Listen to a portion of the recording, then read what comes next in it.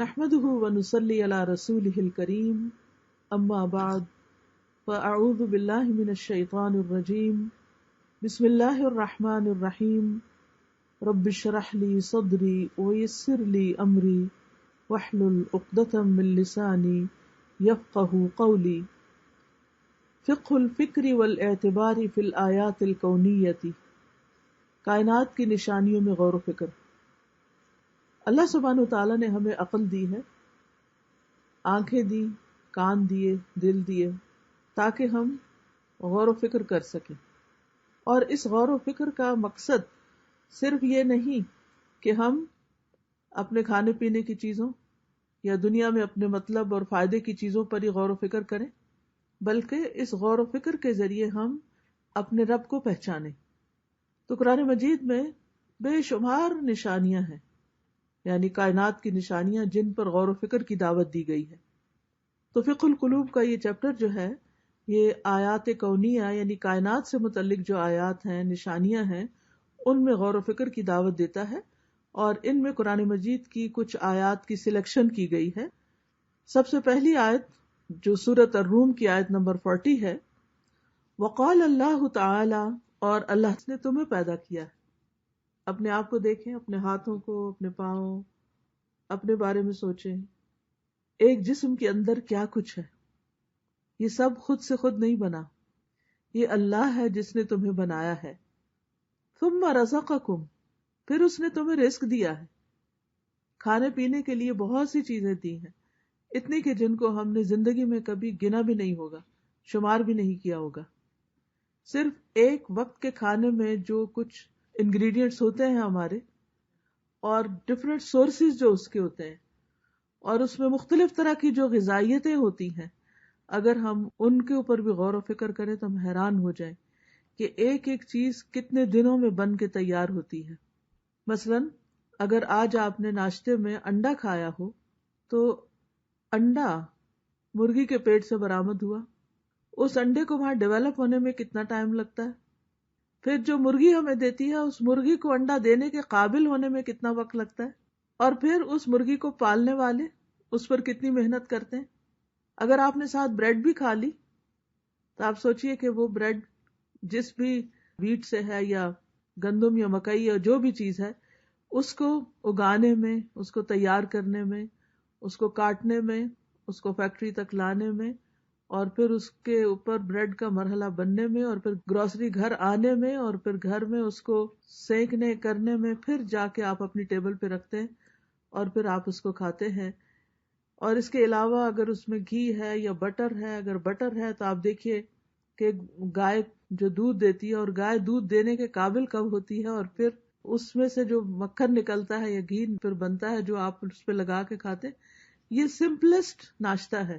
اگر اس میں کوئی بھی چیز آپ اور ایڈ کریں گے تو اس میں آپ غور و فکر کریں، لیکن کتنی دفعہ ہم کھاتے ہوئے یہ سوچتے ہیں کہ یہ سب کچھ کہاں سے آیا، کس نے بنایا، کس نے اگایا، اور ان کو یہ اتنے رنگ اور ذائقے کس نے دیے۔ ہم سوچتے ہی نہیں ہیں، صرف کھا لیتے ہیں، اور کھا کے بھی کہتے ہیں کوئی اتنا مزہ نہیں آیا۔ یعنی پکانے والے کی بھی ناشکری، ناقدری، اور اللہ سبحانہ تعالیٰ کی بھی ناقدری، نہ الحمدللہ آتا ہے اور نہ ہی کسی کو ہم شکریہ ادا کرتے ہیں یا اس کے لیے کوئی دعا کرتے ہیں۔ تو یہ انسان کے ناسمجھ ہونے کی دلیل ہوتی ہے۔ جو مومن ہوتا ہے اس کا طرز عمل اس سے بالکل مختلف ہوتا ہے۔ وہ ہر چیز کے ذریعے اپنے رب تک پہنچتا ہے۔ وہ کوئی بھی چیز دیکھتا ہے فوراً یہ سوچتا ہے کہ یہ میرے رب نے بنائی ہے، اور پھر یہ کیسے بنی ہے، اور کیا کچھ اس میں اکٹھا ہو گیا۔ ہم تو صرف اس کے ذائقے یا رنگ ہی کو دیکھتے ہیں، لیکن اس سے آگے اس کے اندر کیا کیا اللہ نے غذائیتیں رکھی ہیں، کیسی کیسی اس میں طاقت ہے، کس کس چیز کو فائدہ دیتی ہے۔ ہمارے جسم کے اندر ضروریات رکھ دی، اور ان ضروریات کو پورا کرنے کا سامان باہر رکھ دیا، اور یہ سارا سامان کیا ہے؟ رزق ہے ہمارے لیے۔ ثم رزقکم، پھر تمہیں رزق دیا۔ ثم یمیتکم، پھر وہ تمہیں موت دے گا۔ ایک دن یہ سارا سلسلہ ختم ہو جائے گا، ہمارے کچن ٹھنڈے ہو جائیں گے، پکانے والے بھی چلے جائیں گے، کھانے والے بھی چلے جائیں گے، کیونکہ سب کا انجام تو یہی ہے۔ ثم یمیتکم، اور پھر موت صرف خاتمہ نہیں ہے، ثم یحییکم، پھر وہ تمہیں زندہ کرے گا، پھر اٹھ کے بیٹھنا ہوگا حساب دینے کے لیے، جواب دینے کے لیے کہ اللہ کی نعمتوں کو کھا کر اور ان نعمتوں سے فائدہ اٹھا کر پھر کیا کیا. هل من شرکائکم من یفعل من ذالکم، کیا تمہارے شریکوں میں سے کوئی ایسا ہے جو یہ سب کچھ کر سکتا ہو؟ کوئی اور کسی کا نام بتائیے، کیونکہ اللہ سبحانہ وتعالیٰ نے اسپیسیفکلی شریکوں کا ذکر کیا. اس دور میں آپ دیکھیں کہ جب قرآن مجید نازل ہو رہا تھا مکہ میں، تو لات، عزا، منات، حبل، یہ ان کے بڑے بڑے بتوں کے نام تھے، یا پھر انہوں نے دیویاں اور دیوتا بنا رکھے تھے. تو اللہ تعالیٰ پوچھتے ہیں کہ ان میں سے کون ہے جس نے یہ سب کچھ بنایا ہو؟ کیا یہ پتھر کے بت یہ سب کچھ بنا سکتے ہیں؟ ایون کیا کسی انسان کی یہ کارکردگی ہو سکتی؟ ایک بلڈنگ بنانے کے لیے تو آپ کو اتنے بے شمار مزدور چاہیے، پلمبر الگ چاہیے، الیکٹریشین الگ چاہیے، اور کنسٹرکشن والا الگ چاہیے.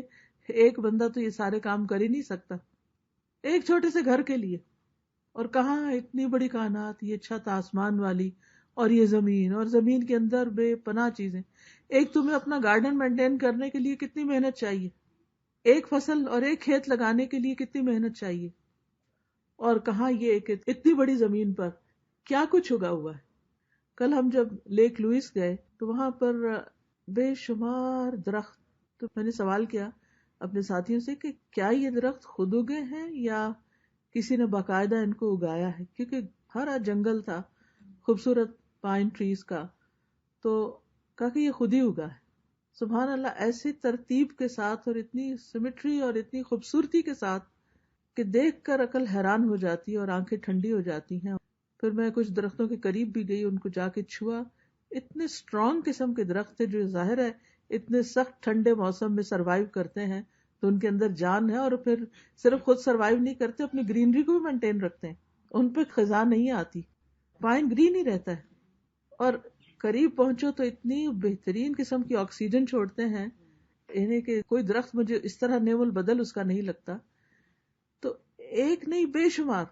اب اگر یہی کام انسانوں کو کرنا پڑ جاتا ہے، یہ سارے جنگل انسانوں کو اگانے پڑتے، پھر ان کو پانی بھی دینا پڑتا، پھر ان کی نگرانی بھی کرنی پڑتی، تو زیادہ سے زیادہ کتنے جنگل اگا لیتے. اور آپ کو پتا ہے کہ پائن جو ہے وہ پہاڑوں پہ اگ رہا ہوتا ہے نا. اور اتنی حیرت ہوتی ہے کہ پہاڑوں نے ان کی جڑوں کو اپنے اندر جگہ دے دی، اور لٹرلی جب اس درخت کو آپ ہاتھ لگاتے ہیں یہ لگتا ہے جیسے پتھر کے ٹکڑے کو ہاتھ لگا رہے ہیں، اتنا اسٹرانگ درخت ہوتا ہے. میں نے اسے ہلانے کی کوشش کی لیکن ہل کے نہیں دیا. میں تجربہ کر رہی تھی کہ حضرت مریم کو اللہ تعالیٰ نے کہا تھا کہ درخت کو ہلاؤ. کھجور کا درخت بھی کافی اسٹرانگ ہوتا ہے نا. تو بہرحال یہ ساری چیزیں جو ہیں یہ کس نے اگائی، کس نے بنائی، اور کس ترتیب سے، اور انسانوں کی عام پہنچ سے کتنے اونچے لگائے وہ درخت. کیونکہ زمین پہ ہوتے تو شاید ہم ان کا پتہ نہیں کیا حال کرتے. اور پھر پہاڑ اٹسیلف، اتنے بڑے بڑے پہاڑ، آپ دیکھیں کہ چند ٹکڑے بھی کاٹ کے لانے پڑتے ہیں تو کتنی مشکل پڑتی ہے. یا ان پہاڑوں کے اندر سے جب سڑکیں نکالی جاتی ہیں تو ان میں کتنی مشقت لگتی ہے. تو جس رب نے یہ بنایا، یعنی اللہ ہی کے بنائے ہوئے پہاڑ کے پتھر سے تم بت تراش لیتے ہو اور ان کو خدا کا شریک قرار دے دیتے ہو، کتنی حیرت کی بات ہے. تو یہ تو سب کچھ اسی نے بنایا. هل من شرکائکم من یفعل من ذالکم من شیء، کیا تمہارے شریکوں میں سے کوئی ہے جو اس میں سے کچھ بھی کر سکے؟ کوئی ایک چیز بتاؤ جو انہوں نے بنائی ہو. سبحانہ، پاک ہے وہ، وتعالی، اور بہت بلند، عما یشرکون، ان سے جن کو وہ شریک ٹھہراتے ہیں. اللہ ان سب سے بہت اوپر، تعالی بہت بلند ہے. یہاں اللہ سبحانہ تعالیٰ کے علو کی بات کی گئی ہے، اس کی بلندی کی بات کی گئی. تو اللہ سبحانہ تعالیٰ کی ذات جو ہے وہ عرش پر بلند ہے، وہ عرش پر ہے، زمین پر نہیں، ان درختوں میں نہیں، انسانوں میں نہیں، وہ عرش پر ہے. اور عرش آپ کو معلوم ہے کہ کتنا بڑا ہے. آپ یوں سمجھیے کہ جیسے یہ ساتوں زمینیں اور آسمان جو ہیں یہ کرسی کے سامنے ایسے ہی ہیں جیسے بہت بڑے صحرا کے آگے ایک چھوٹا سا چھلا پڑا ہو. اور پھر کرسی جو ہے وہ عرش کے آگے اسی طرح ہے. اور نبی صلی اللہ علیہ وسلم فرمایا کہ اللہ تعالیٰ نے مجھے اجازت دی ہے کہ میں حاملین عرش میں سے ایک فرشتے کی کچھ ڈسکرپشن بیان کر سکوں. تو اس کے کان کی لو سے لے کے کندھے تک کا فاصلہ 700 سال کی مسافت تک ہے. ایک فرشتے کی صرف گردن ہی سمجھیے کہ کتنا بڑا ہے وہ. تو 8 فرشتے وہ عرش اٹھائے ہوئے ہیں. تو اس کے اوپر اللہ سبحانہ تعالیٰ بلند ہے، تعالیٰ بہت بلند ہے. ان پتھروں سے تم اپنے خدا بناتے ہو. اللہ رب العزت تو کوئی اور ہے. انسان کی عقل کس حد تک گر جاتی، کس قدر نہ سمجھی کا ثبوت دیتی ہے جب وہ اس بلند رب کے مقابلے میں اپنے ہاتھ کی کسی گھڑی ہوئی چیز کو یا کسی بھی اور چیز کو اس کے برابر قرار دے دیتے ہیں. یہ بھی عجیب فنامنا ہے. بیٹھے بیٹھے ہوا چل پڑتی ہے، تیز آندھی آنے لگتی ہے، کبھی ٹھنڈی ہوا چل پڑتی، کبھی گرم ہوا چلنے لگتی ہے. ایک موسم آتا ہے سال کا، ٹھنڈی ہوائیں چلتی ہیں اور موسم بدل جاتا ہے، بارشیں برسنے لگتی ہیں، سردی آ جاتی، اور پھر سردی سے ایک دم وہ آہستہ آہستہ آہستہ وہ ہوائیں ہی آتی ہیں، سب موسم پھیر کے لے جاتی ہیں. فَتُثِيرُ سَحَابًا، تو وہ بادلوں کو اٹھاتی ہیں، یعنی سمندر سے بادل اٹھاتی. فَيَبْسُطُهُ فِي السَّمَاءِ، پھر ان کو آسمان میں پھیلا دیتی ہیں. یعنی یہ بادل جو پھیلتے ہیں، اور خاص طور پر آج کل اگر آسمان کو آپ دیکھیں چھوٹی چھوٹی ٹکڑیوں کی شکل میں، تو یوں لگتا ہے جیسے کسی نے کوئی چادر بچھا دی ہو خوبصورت پھولوں والی. فَيَبْسُطُهُ فِي السَّمَاءِ كَيْفَ يَشَاءُ، جیسے وہ چاہتا ہے. وَيَجْعَلُهُ كِسَفًا، پھر وہ ان کو ٹکڑوں میں بانٹ دیتی. فَتَرَى الْوَدْقَ يَخْرُجُ مِنْ خِلَالِهِ، پھر تم دیکھتے ہو میگھ کو یا بارش کو کہ ان کے اندر سے نکل آتا ہے. یعنی کس طرح بادل جمع ہوتے ہیں اور پھر وہ پانی کے قطرے وہاں سے نکلنے لگتے ہیں. فَإِذَا أَصَابَ بِهِ مَن يَشَاءُ مِنْ عِبَادِهِ، پھر یوں ہی وہ پہنچاتا ہے اس کو، یعنی اللہ تعالیٰ اس بارش کو جس کو چاہتا ہے اپنے بندوں میں سے. کئی دفعہ آپ نے دیکھا ہوگا کہ ایک ہی شہر میں ایک حصے میں بارش ہو رہی ہوتی ہے اور دوسرے حصے میں نہیں ہو رہی ہوتی. ایک جگہ سے ہم گزرتے ہیں تو بارش ہوتی ہے، آگے جاتے تو سوکھا ہوتا ہے، آگے جاتے پھر بارش ہوتی. تو وہ جس پہ چاہتا ہے برساتا ہے اور جس پہ چاہتا ہے نہیں برساتا. اذا ہم یستبشرون، تو وہ خوش ہونے لگتے ہیں، خوشیاں منانے لگتے ہیں. یعنی جس پہ بارش آتی ہے وہ خوش ہو جاتا ہے. آپ دیکھیے کہ موسم کیسا بھی ہو، جب بارش کی ابتدا ہوتی ہے تو ہر شخص کی فیلنگ اچھی ہو جاتی ہے. ہاں یہ الگ بات ہے جب وہ بہت لمبے عرصے کے لیے برستی رہے تو پھر خوف، گھبراہٹ، پریشانی ہو جاتی ہے. ادروائز برستی بارش اچھی لگتی. اللہ وہ ہے جس نے تم کو کمزوری کی حالت سے پیدا کیا. انسان کی ابتدا کس سے ہوئی؟ نطفے سے، جو نظر بھی نہیں آتا نیکڈ آئی کو. ثم جعل من بعد ضعف قوة، اور پھر جب بچہ بھی ہوتا ہے تو کتنا کمزور ہوتا ہے، پھر تمہیں کمزوری سے قوی بنایا، یعنی اس کمزوری کے بعد تمہیں قوت عطا کی.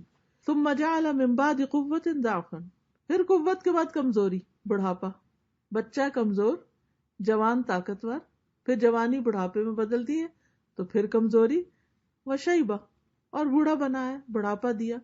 یخلق ما یشاء، وہ پیدا کرتا ہے جو وہ چاہتا ہے، جیسے چاہتا ہے بناتا ہے. وہو العلیم القدیر، اور وہ علم والا ہے، قدرت رکھنے والا ہے. یعنی سبحان اللہ، کس طرح اللہ سبحانہ تعالیٰ بندوں کو مختلف حالتوں سے گزارتا ہے اور یہ دکھاتا ہے کہ جو چاہو کھا لو، جو چاہو کر لو، لیکن تم پہ یہ مرحلے آنے ہی آنے ہیں. ہم چاہے اپنی کتنی بھی ایکسرسائز کریں، کچھ کریں، ٹھیک ہے تھوڑا پرولونگ کر لیں گے اس کو، لیکن بڑھاپے کی وجہ سے جو چہرے پہ جھریاں آنی ہیں وہ تو آنی ہی آنی، ان کو روک نہیں سکتے. اور کمر جو جھکنی ہے وہ تو جھکنی ہی ہے. اس طرح اسٹریٹ جیسے ینگ ہوتا ہے انسان تو اس طرح نہیں رکھ سکتا. کوشش کے باوجود بھی اس کی چال میں لڑکھڑاہٹ آنے لگتی ہے، اس کے بالوں میں سفیدی آنے لگتی ہے. یہ الگ بات ہے کہ ہم کسی چیز پہ کلر کر لیتے ہیں اور کسی چیز کو کسی اور طرح مینٹین کرنے کی کوشش کرتے ہیں، لیکن بہرحال ایک وقت آتا ہے کہ واقعی انسان بیٹھ جاتا ہے، پھر چلنے کی سکت بھی نہیں رہتی. تو یہ بھی اللہ کی قدرت کی نشانی ہے. اور اس سے انسان کو یہ پتہ چلتا ہے کہ انسان کمزور ہے، انسان کمزور ہے اور اصل قوت اللہ ہی کے پاس ہے. میں آج دیکھ رہی تھی ابھی جب میں آ رہی تھی ڈرائیو کر کے، اور کل بھی یہ چیز غور کر رہی تھی کہ موسم کی جو تبدیلی ہے اس میں آپ دیکھیں کہ درختوں کے بھی جو رنگ ہے، سبحان اللہ، مطلب ہر رنگ اللہ تعالیٰ نے بکھیر دیا. اور کس طرح ایک وقت تھا کہ سارے ہرے بھرے نظر آ رہی تھی ساری چیزیں، لیکن اب وہ ان کا وقت ہے کہ پتے جھڑنا پھر کلر چینج ہونا، لیکن ان کے کلر چینج ہونے میں دیکھ رہی تھی کتنی خوبصورتی. اس سے ہی پتہ چلتا ہے نا کہ جب انسان جوانی کے بعد ایک سرٹن ایج کو پہنچتا ہے تو اس کے اندر ایک خاص وزڈم پیدا ہو جاتی ہے.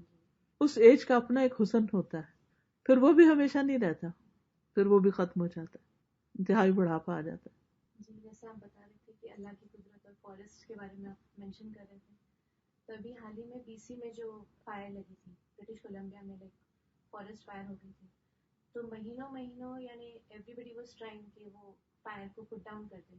مطلب یہ بھی دعا کر رہے تھے کہ بس بارش ہو جائے، کیونکہ وہ لوگ کتنا بھی کوشش کرے وہ فائر تو کنٹرول نہیں ہو رہی تھی اور اس سے بہت نقصان ہوا. پوری اسٹیٹس بھی لگ گئے فائر فائٹرس، لیکن وہ نہیں بجھا سک رہے تھے. سبحان اللہ. سر ایک چیز جو ابھی آپ نے جو آیات شروع کی تو میرے ذہن میں یہ چیز آ رہی تھی کہ کل آپ بیان ہو کر آئی ہیں بریک لوئس اور سبحان اللہ غور و فکر کائنات پر، تو میں سوچی تھی کہ آپ نے کتنا اچھا کل غور و فکر کیا ہوگا، پھر آج ہمیں وہ سبق آپ دے رہی ہیں. یعنی مومن اپنی زندگی کے ہر لمحے سے سیکھے، یعنی کہیں پر بھی ہو، وہ کھا رہا ہو پی رہا ہو، وہ غور و فکر کا سلسلہ جاری رکھے تاکہ اللہ سبحانہ تعالیٰ کے ساتھ اس کا کنیکشن کسی بھی وقت ویک نہ ہو. اس کنیکشن کا اسٹرانگ ہونا بہت ضروری ہے. آگے چلتے ہیں. وقال اللہ تعالی، اور ان کے لیے ایک نشانی رات ہے. اس وقت آپ دیکھیں کتنی زبردست روشنی ہے، اور چند ہی گھنٹوں کے بعد پھر کیا ہوگا، پچ ڈارک. اتنی بڑی تبدیلی اور اتنی بڑی زمین پر، حیرت ہوتی ہے نا. اور پھر صبح روشنی اتنی بڑی زمین پر. ہم انسان جتنی بھی روشنیاں لگائیں، رات کو آپ دیکھیں سڑکیں بھری ہوئی ہوتی ہیں روشنیوں سے، لیکن کتنی روشنی ہو جاتی ہے، زیادہ سڑک ہی نظر آنے لگتی ہے، گھر بھی پوری طرح نظر نہیں آتے، اور آسمان تو اس روشنی سے نظر نہیں آتا. لیکن جب اللہ سبحانہ تعالیٰ روشنی کرتا ہے تو کتنا فائدہ ہوتا ہے، واقعی نظر آتا ہے کہ روشنی ہو گئی ہے. فرمایا وآیۃ لہم اللیل نسلخ منہ النہار، اور ان کے لیے رات ایک نشانی ہے، ہم اس میں سے دن کو کھینچ لاتے ہیں. فاذا ہم مظلمون، تو وہ اندھیرے میں آ جاتے ہیں. سلخ ہوتا ہے جیسے بکرے کی کھال اتارتے ہیں، تو پہلے آپ نے دیکھا ہوگا کہ بکرا کیسا ہوتا ہے، اس کے اوپر بال ہوتے ہیں یا اون ہوتی ہے. پھر جب وہ کھال اترتی ہے تو وہ جو اس کو کاٹنے سے پہلے کیسا نظر آتا ہے، ایک اور طرح کی وائٹ سی لیئر سی نظر آ رہی ہوتی ہے اس کے اوپر. تو رات کو اسی طرح کھال سے تشبیہ دی کہ جیسے ایک چادر ڈھانک دی گئی ہے، اور پھر وہ چادر ہم ہٹا لیتے ہیں اور دن آ جاتا ہے، اور اسی طرح وہ دن جو ہے اس میں سے نکال لیتے ہیں، یعنی سورج نکل آتا ہے اور اندھیرا جو ہے وہ غائب ہو جاتا ہے. اور جب وہ سورج چلا جاتا ہے تو دوبارہ وہ چادر تانی جاتی ہے. والشمس تجری لمستقر لہا، اور سورج اپنے ٹھکانے کے لیے چلتا چلا جا رہا ہے. ذالک تقدیر العزیز العلیم، یہ اندازہ ہے زبردست علم والے کا کہ کب تک اس کو چلنا ہے، کب تک نکلنا اور غروب ہونا ہے، اور کب تک اس کی یہ جو گردش ہے وہ جاری رہے گی. ہمیں نہیں معلوم، لیکن جس نے بنایا اس کو معلوم ہے کہ کس دن سورج کو اجازت نہیں ملے گی دوبارہ نکلنے کی. والقمر قدرناہ منازل، اور چاند ہم نے اس کی منزلیں مقرر کر دی، ہر روز اس کی شکل مختلف ہوتی ہے.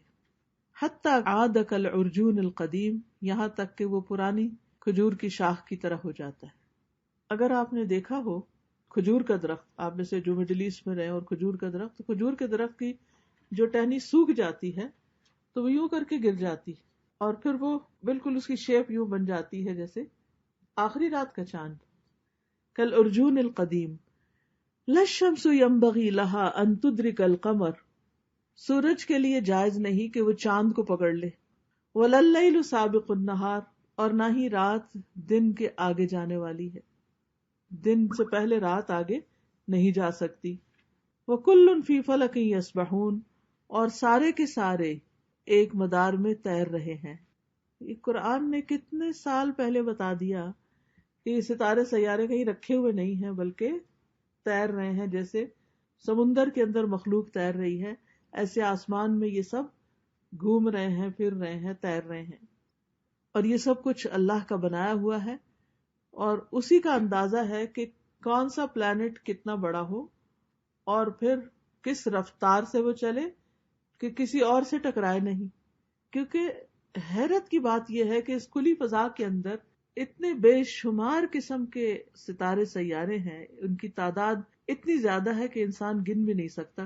جیسے ایک سائنٹسٹ نے کہا تھا کہ سمندر کے کنارے پڑی ہوئی ریت کے ذرات سے بھی زیادہ ہیں. تو آپ اندازہ لگا لیجئے کہ پھر کتنے ہوں گے. اور یہ سارے کے سارے پھر تیر بھی رہے ہیں، چل بھی رہے ہیں، ان کی گردش بھی ہے. اور اگر ان کی گردش ہے تو آپ سوچئے کہ پھر ان کے درمیان یہ اندازہ کرنا کہ ایک دوسرے سے ٹکرائے نہ، یہ بہت ہی حیرت انگیز بات ہے. کہا جاتا ہے کہ بعض اوقات ایک پوری گیلیکسی دوسری کے اندر سے گزر جاتی ہے بغیر ٹکرائے. سبحان اللہ، وہ کیا اندازہ ہوگا. ہم تو ایک کچن میں برتنوں کو ٹکرائے بغیر نہیں کام کر پاتے. ایک چیز رکھنے لگتے تو لازماً دوسری سے جا ٹکراتی ہے، کبھی پھسل جاتی ہے ہاتھ سے اور کبھی ویسے بچتے ہیں. وقال اللہ تعالی، اور اللہ تعالیٰ کا فرمان ہے، انا حملنا ذریتہم فی الفلک المشحون، اور ان کے لیے نشانی ہے کہ ہم نے ان کی اولاد کو ایک بھری ہوئی کشتی میں سوار کر دیا. وخلقنا لہم من مثلہ ما یرکبون، اور ہم نے ان کے لیے اسی کی مانند اور کشتی بنائی جس پہ وہ سوار ہوتے ہیں. وَإِن نَشَأْ نُغْرِقْهُمْ، اگر ہم چاہیں تو ہم ان کو ڈبو دیں. فَلَا صَرِيخَ لَهُمْ، تو ان کی کوئی فریاد نہ ہو، یعنی کوئی فریاد سننے والا نہ ہو. وَلَا هُمْ يُنْقَذُونَ، اور نہ ہی وہ بچائے جائیں. إِلَّا رَحْمَةً مِنَّا، مگر ہماری رحمت کے ساتھ. وَمَتَاعًا إِلَىٰ حِينٍ، اور ایک وقت تک فائدہ اٹھانے کے لیے. تو یہاں کس کشتی کی طرف اشارہ ہو رہا ہے؟ وہ بھری ہوئی کشتی، نوح علیہ السلام کی کشتی، کہ وہ کشتی ایک بہت بڑی نشانی ہے. اس میں کیا نشانی ہے؟ کہ اللہ تعالیٰ کس کو نجات دیتا ہے؟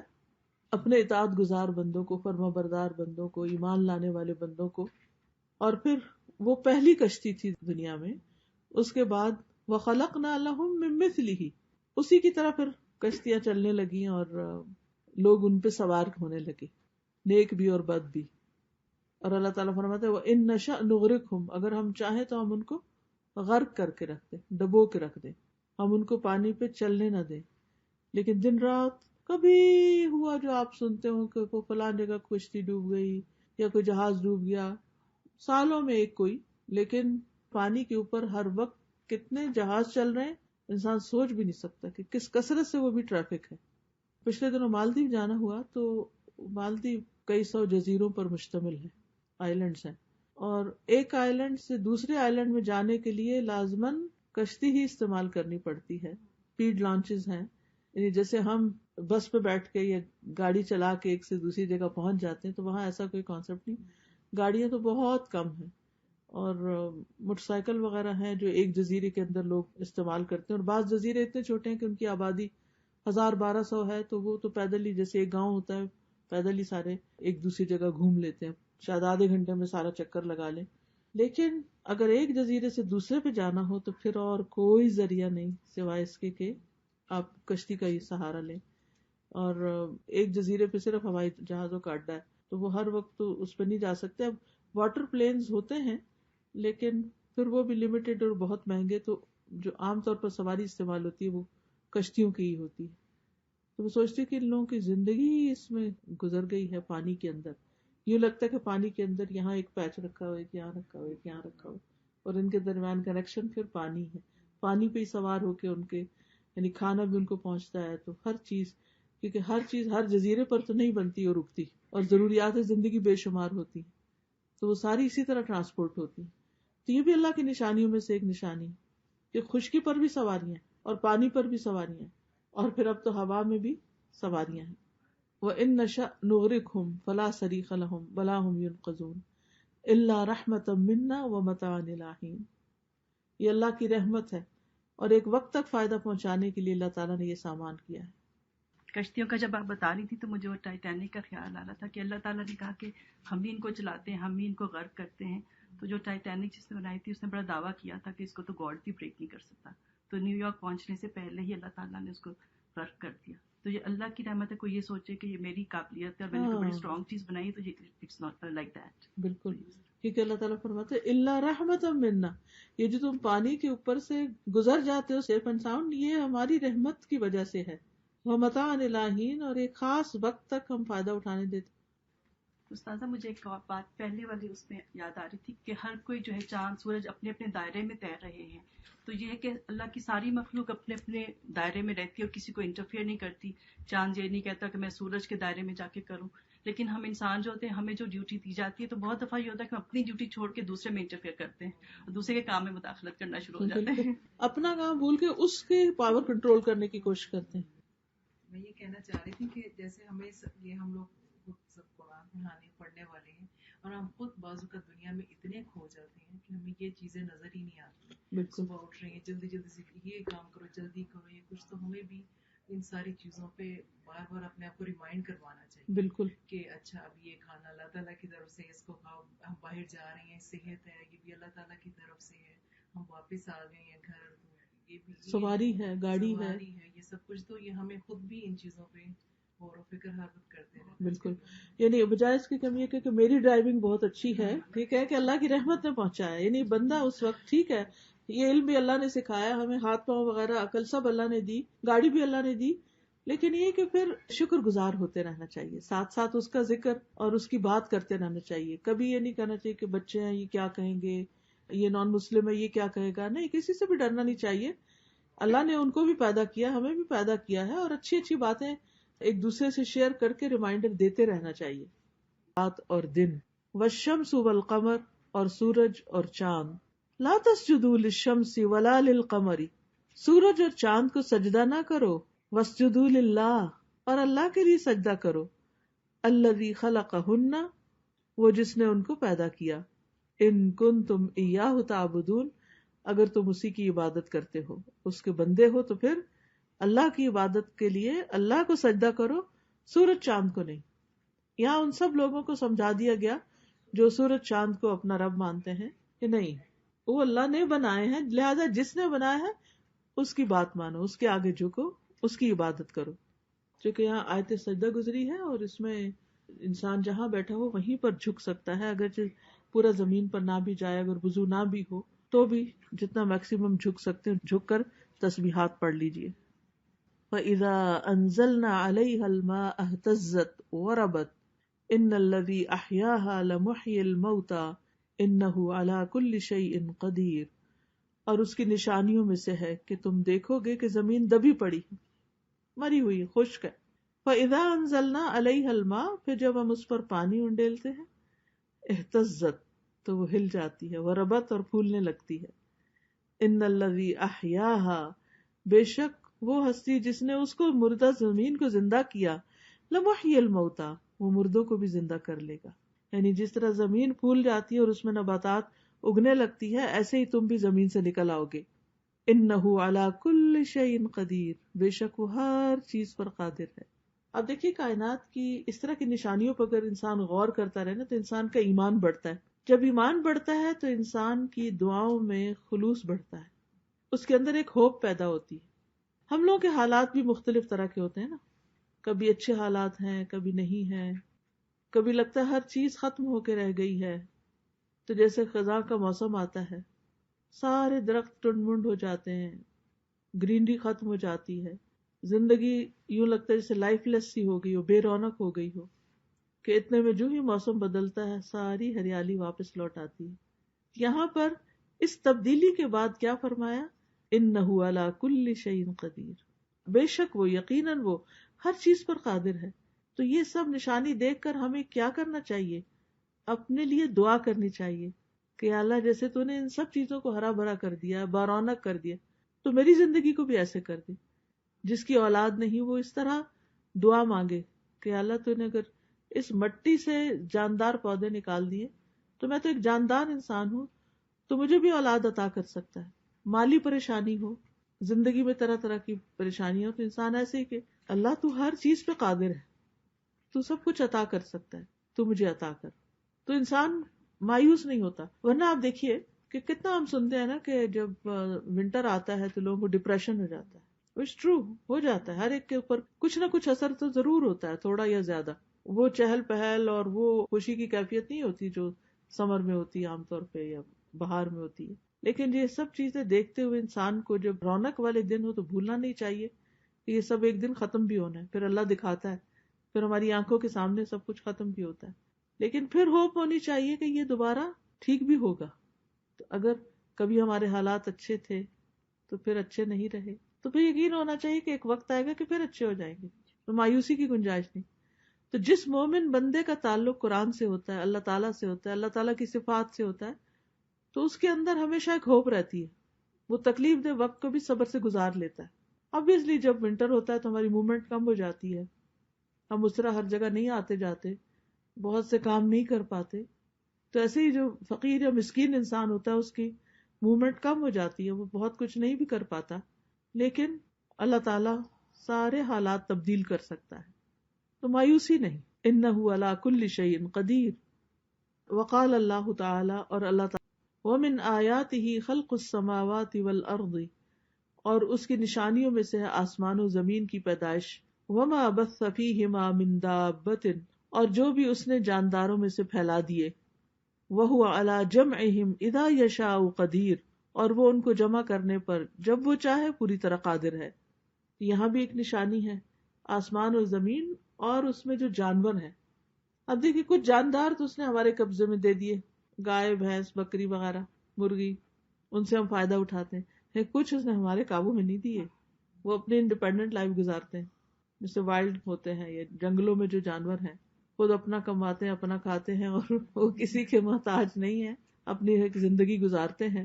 تو یہ بھی اللہ کی قدرت کی نشانیوں میں سے ہے. کچھ لوگ ہوتے ہیں وہ دوسروں کے کنٹرول میں ہوتے ہیں، جیسے جاب وغیرہ پر. کچھ لوگ ہوتے ہیں وہ اپنی زندگی گزارتے ہیں اپنی مرضی سے، اپنا کام کاج کر کے. تو اللہ سبحانہ و تعالیٰ ان سب کو جمع کرے گا. یہ بڑی حیرت کی بات ہے نا کہ ہمیں تو یہ بھی نہیں پتا کہ کون کتنے، مثلا ایک جنگل میں کل ہم گزر رہے تھے تو کون سے جانور کی تصویر نظر آتی ہے جس کے سینگ بھی ہیں، اس کا کیا نام ہے، جی موس، ایلف وغیرہ. تو میں ہی سوچ رہی تھی پتہ نہیں یہاں کتنے چھپے ہوئے ہیں، ہم تو گن بھی نہیں سکتے. اگر واقعی اگر گننا چاہیں تو کوئی طاقت نہیں گن سکتی. کہ اندازہ ہو سکتا ہے، لگا سکتے ہیں، گن نہیں سکتے کیونکہ ادھر سے بھاگے ادھر، ادھر سے ادھر، ادھر کون کہاں ہے کتنا ہے. لیکن اللہ سبحانہ تعالیٰ جب چاہے ان کو اکٹھا کر لے. سبحان اللہ. قرآن مجید کی ایک اور سورت میں بھی آتا ہے نا، وَإِذَا الْوُحُوشُ حُشِرَتْ، جب وحشی جانور اکٹھے کر دیے جائیں گے، جمع کر دیے جائیں گے. ان کا تو تھوڑا بہت ہی حساب ہوگا، جو ایک دوسرے کو سینگ وینگ مارے ہوں گے اور بات ختم، ہمیشہ کے لیے ختم. لیکن ہم انسان، ہم سے تو پھر حساب ہوگا. وہ تو چھوٹ گئے کیونکہ ان کو عقل نہیں ہے، وہ مکلف نہیں ہے. عقل تو جتنی بھی ہے اپنے کاموں کے لیے ہم سے زیادہ ہے. اگر ہمیں کہا جائے کہ ان میں سے ایک پال لو تو ہمیں تو سمجھنا ہے اسے کیا کھلائیں اور کتنا کھلائیں اور کیا کرے. لیکن اس کو خود پتا ہے کہ اس نے کیا کیا کرنا ہے، اور بڑا جو ہے اپنے بچوں کو سکھا دیتا ہے. لیکن ان کو مکلف نہیں قرار دیا گیا. حلال حرام اور وہ، کیونکہ ان کی خوراک بھی لمیٹڈ رکھی ہے، ان کے لباس، ان کی ہر چیز، حساب بھی کم. باقی نعمتیں سب ہمارے لیے تو حساب بھی زیادہ. پھر پرندوں کی بات ہے. وقال اللہ تعالی اولم يروا الى الطير فوقهم صافات ويقبضن ما يمسكهن الا الرحمن انه بكل شيء بصير. کیا انہوں نے دیکھا نہیں پرندوں کی طرف، فوقهم اپنے اوپر، صافات پر پھیلائے، ويقبضن اور وہ سکیڑ بھی لیتے ہیں، یعنی اڑتے اڑتے پھیلاتے بھی، ایک جگہ سٹل بھی کر دیتے، فلیپ بھی کرتے ہیں، اور کبھی کٹھے بھی کر کے اور پھر بھی وہیں رہتے ہیں. ما یمسکہن الا الرحمن، رحمان کے سوا انہیں کوئی تھامنے والا نہیں. یعنی اس کو بڑی حیرت ہوتی ہے نا جب پرندہ پر سمیٹ کے اوپر نیچے ہو رہا ہوتا ہے نا، ڈبکیاں لگا رہا ہوتا ہے ہوا میں، انسان کہتا ہے گر جائے گا گر جائے گا، کیونکہ ابھی وہ اس طرح نہیں اڑ رہا نا. تو ان کے پر بھی یار فلیپ کر کر کر کے تھک جاتے ہوں گے، تو پھر وہ ان کو ریسٹ دیتے ہوں گے، یا اللہ جانے کیا اس میں حکمت ہے. لیکن اللہ سبحانہ تعالیٰ ہمیں یہ فرماتے ہیں کہ یہ رحمان نے تھاما ہوا ہے. جیسے کشتیوں کو رحمان نے تھاما ہوا، ایسے ان کو بھی رحمان نے تھاما ہوا ہے. وہ پانی پہ ہیں اور یہ آسمانوں میں. انہ بکل شیء بصیر، بے شک وہ ہر چیز کو دیکھ رہا ہے، اپنے ایک ایک پرندے کو، ایک ایک پتے کو، ایک ایک ذرے کو، ہر چیز اس کی نگاہ میں ہے کہ کون کیا کر رہا ہے. ہم اپنی لمیٹیشنز کو دیکھیں، ہمیں تو خود اپنی رکھی ہوئی چیز یاد نہیں ہوتی کہ کہاں ہے. دیکھنا تو دور کی بات، حادثے میں بھی نہیں ہوتی. ایک الماری کھولتے ہیں، دوسری کھولتے ہیں، ایک پرس کھولتے ہیں، دوسرا دیکھتے ہیں، ادھر ادھر ڈھونڈتے رہتے ہیں. جس طرح کائنات اور پلانٹس کے بارے میں آپ نے بتایا کہ بہت سارے پلانٹس ہیں، تو اللہ تعالیٰ نے ہر ایک کو، ہر پلانٹ کو ان کی کشش رکھی ہے جس کی وجہ سے وہ اپنے آربٹ سے نہیں نکلتے. اب جس طرح سیٹلائٹ ہے، آرٹیفیشل سیٹلائٹس انسانوں نے بنا کے بھیجا ہے، تو وہ اپنے مدار سے نکل جاتے ہیں آربٹ سے.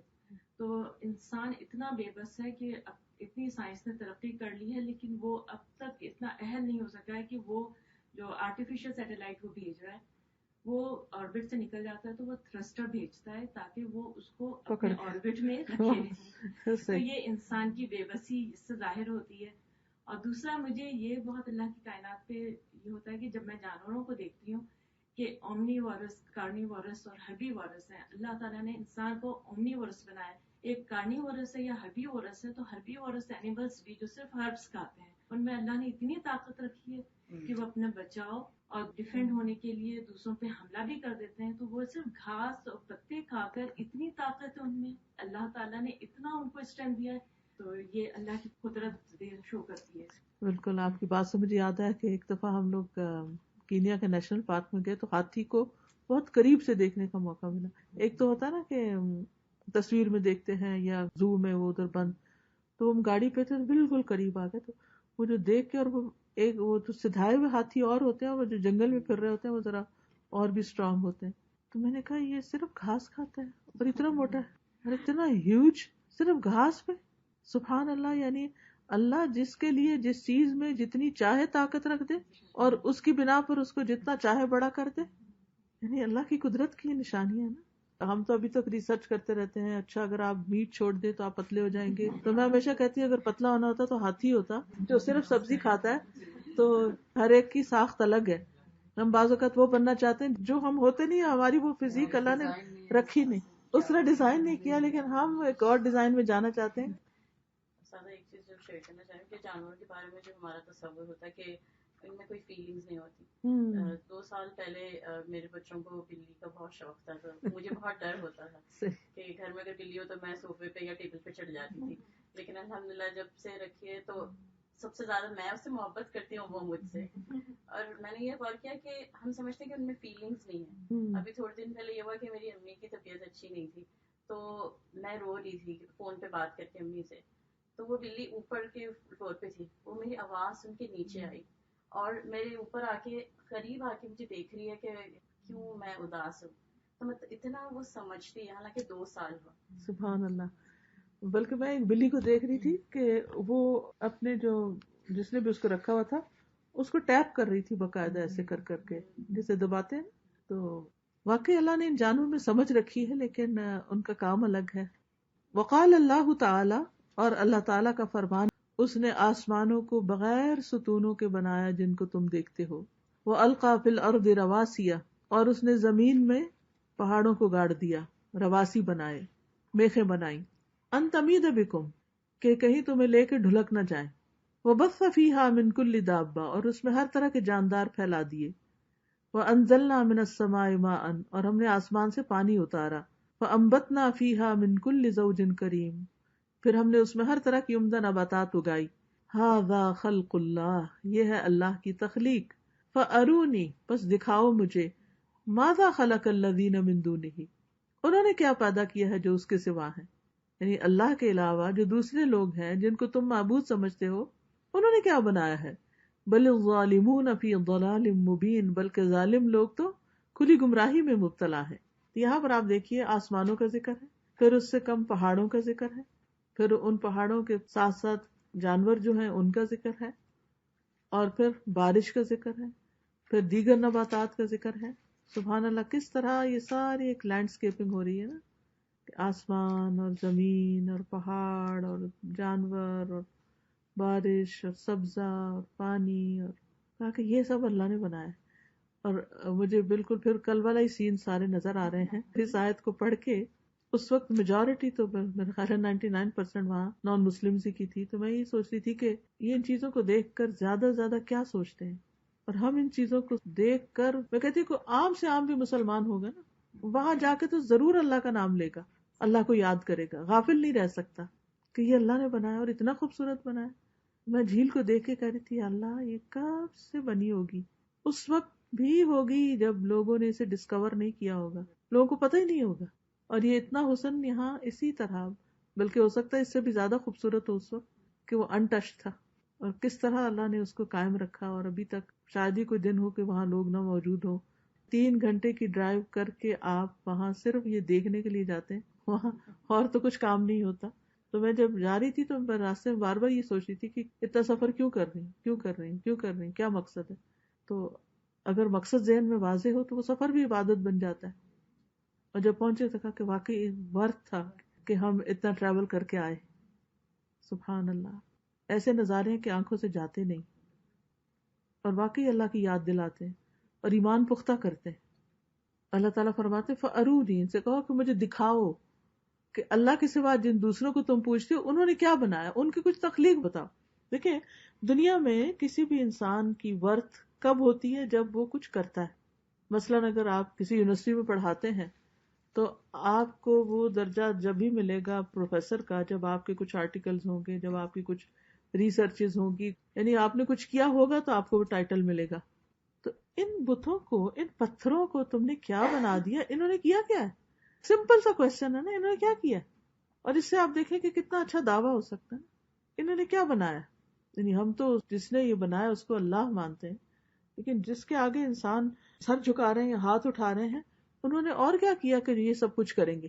ان کو اللہ نے ظالم قرار دیا کہ یہ کھلی گمراہی میں مبتلا ہے، یعنی بھٹک گئے، سیدھے رستے سے ہٹ گیا، عقل ہی پھر گئی. وقال اللہ تعالی تم حل چلاتے ہو، اانتم تزرعونہ، کیا تم ہو جو اس کھیت کو اگاتے ہو، ام نحن الزارعون، یا ہم ہیں اگانے والے. لو نشاء لجعلناہ حطاما، اگر ہم چاہیں تو ہم اس کو چورا چورا کر دیں. فظلتم تفکہون، تو تم باتیں بناتے رہ جاؤ. انا لمغرمون، کہ بے شک ہم تاوان ڈالے گئے. بل نحن محرومون، بلکہ ہم تو محروم رہ گئے. یعنی زمین جو کچھ اگاتی ہے اس کی طرف غور و فکر کی دعوت ہے کہ یہ سب بھی اللہ اگاتا ہے. حیرت کی بات ہے نا.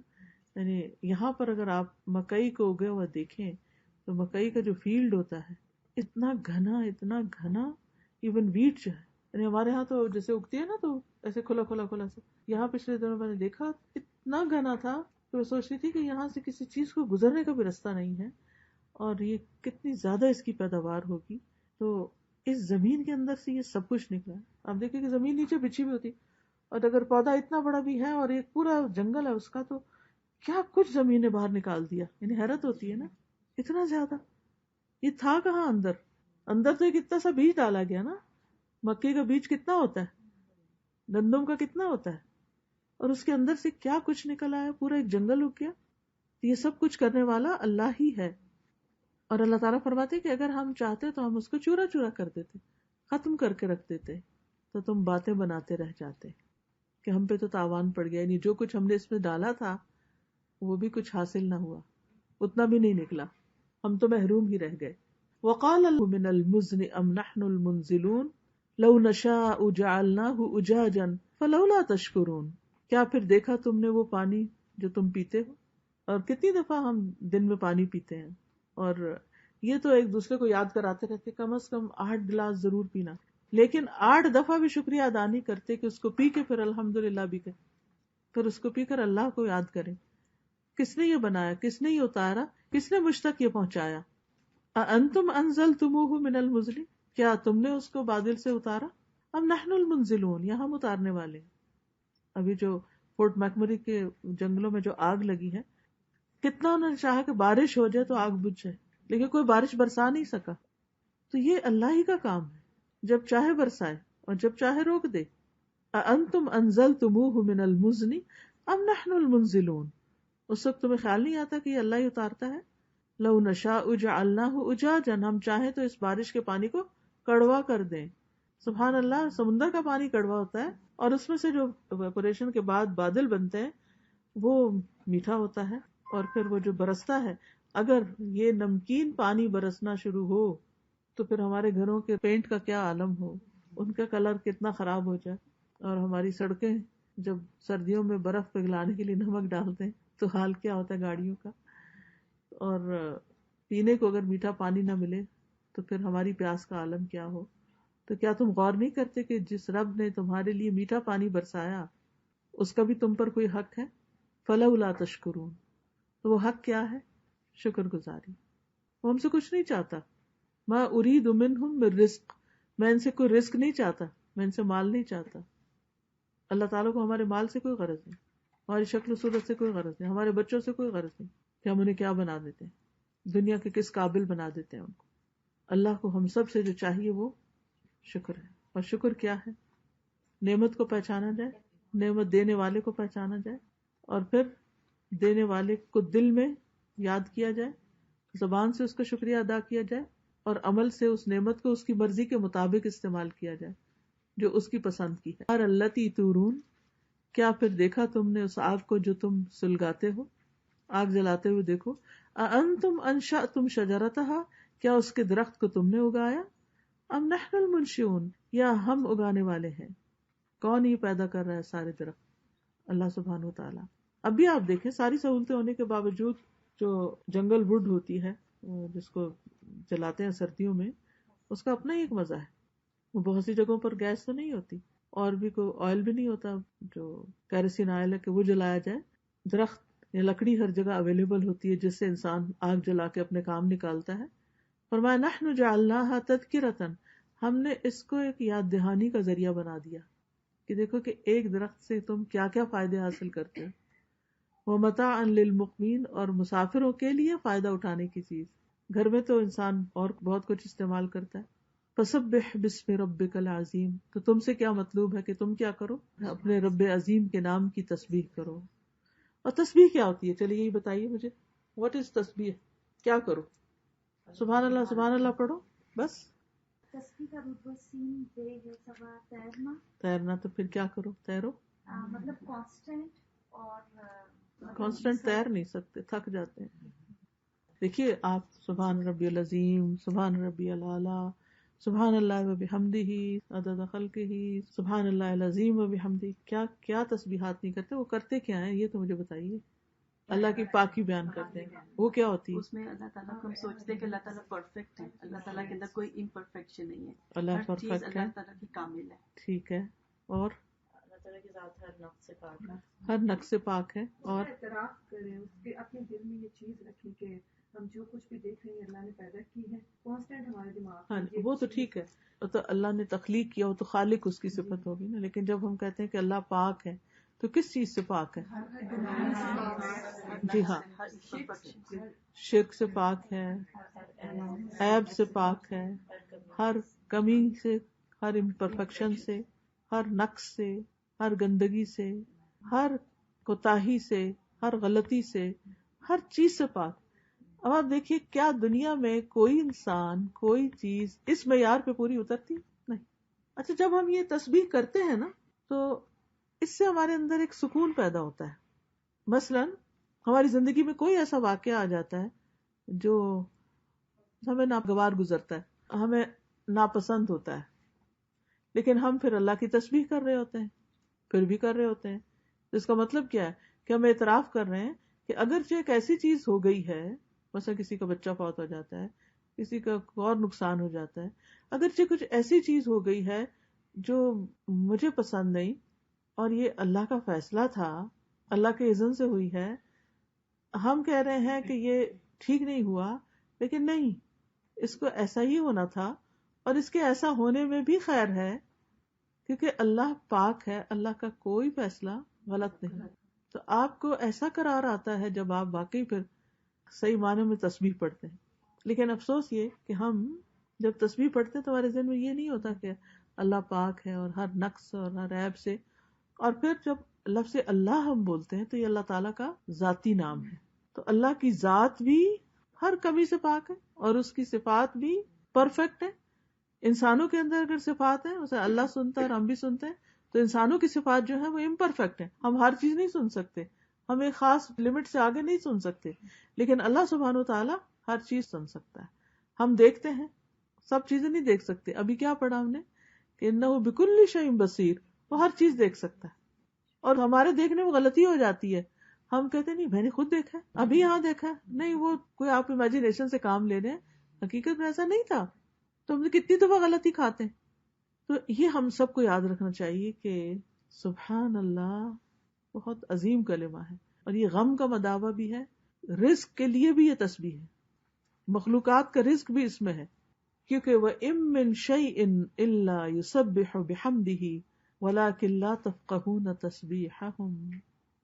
کوئی چیز ایسی نہیں جو اس کی تسبیح نہ کر رہی، مگر تم اس کی تسبیح کو نہیں سمجھتے. تو اللہ تعالیٰ سے دعا ہے کہ اللہ تعالیٰ ہمیں عمل کی توفیق عطا فرمائے. یہاں پر یہ چیپٹر مکمل ہو گیا. یہ کلاس 4-5 سال سے میں ہر فرائیڈے کو لیتی ہوں، اور اس کے اب تک صرف 600 کے قریب صفحات ہوئے ہیں. یہ 4 والیوم کی بڑی بڑی کتاب ہے فقہ القلوب کے نام سے، جس میں اللہ کی پہچان بیسیکلی دی گئی ہے، اور اللہ کے جو احکامات ہیں ان کی ایک طرح سے ریزننگ دی گئی کہ عبادت کریں تو کیوں کریں، اور عبادت کا مفہوم کیا ہے. اور جوارح کی فقہ یعنی جیسے طہارہ، صلاۃ، زکوٰۃ، حج، اس پہ تو کتابیں بھری ہوئی ہیں، لیکن دلوں کی فقہ کہ دل کے اوپر کیا کیا واردات ہوتی ہیں، اور دل جو ہے وہ اصل چیز ہے ہمارے پورے آرگنز میں سے، اس کو سمجھنے کے لیے کوئی کتاب نہیں. تو قرآن کو بھی اگر بہترین طریقے سے سمجھنا ہو تو اس کتاب کو سمجھ لیجئے. یہ اتفاق سے وہ باب آیا ہے کہ جس میں صرف آیات ہی آیات انہوں نے لا کے رکھ دی، ورنہ عموماً پھر ان پہ تبصرہ بھی خود کرتے ہیں جو بہت ہی خوبصورت ہوتا ہے. ایک طرح سے قرآن کی بہترین تفسیر ہوتی ہے. یعنی قرآن کو ان ڈیپتھ اگر آپ نے سمجھنا ہو، تدبر کرنا ہو، غور و فکر کرنا ہو، اگلے لیول پر پڑھنا ہو، تو یہ کتاب ضرور پڑھیے. اور اس کے شروع سے لے کر لیکچرز اب تک ویب سائٹ پر ہیں. اس کے علاوہ جو ہماری ایپس ہیں ان سب کے اندر موجود ہیں. اگر آپ بھی ہفتے میں صرف ایک لیکچر سن لیں نا گھنٹے ڈیڑھ کے لیے، تو کرتے کرتے کرتے بہت آگے بڑھ سکتے ہیں. جزاکم اللہ خیرا کثیرا. سبحانک اللہم و بحمدک، اشہد ان لا الہ الا انت، استغفرک و اتوب الیک. السلام علیکم و رحمۃ اللہ وبرکاتہ.